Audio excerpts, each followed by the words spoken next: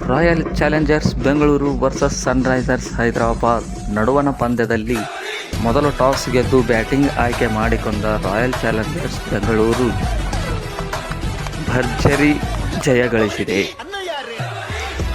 ಅತ್ಯುತ್ತಮ ಬ್ಯಾಟಿಂಗ್ ಪ್ರದರ್ಶನ ನೀಡಿದ ಬ್ಯಾಕ್ ಟು ಬ್ಯಾಕ್ ಸಿಕ್ಸರ್ಗಳ ಮೂಲಕ ಕೇವಲ 20 ಎಸೆತಗಳಲ್ಲಿ ಅರ್ಧ ಶತಕವನ್ನು ಸಿಡಿಸಿದ ರಜತ್ ಪತಿದಾರ್ ಹಾಗೂ 43 ಎಸೆತಗಳಲ್ಲಿ 51 ರನ್ ಸಿಡಿಸಿದ ವಿರಾಟ್ ಕೊಹ್ಲಿ ಅವರ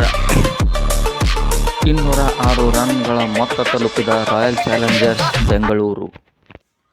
ಹಾಗೂ ಅತ್ಯುತ್ತಮ ಬೌಲಿಂಗ್ ಪ್ರದರ್ಶನ ನೀಡಿದ ಕರಣ್ ಶರ್ಮಾ, ಕ್ಯಾಮರಾನ್ ಗ್ರೀನ್ ಮತ್ತು ಸ್ವಪ್ನಿಲ್ ಸಿಂಗ್ ತಲಾ 2 ವಿಕೆಟ್ ಪಡೆಯುವುದರ ಮೂಲಕ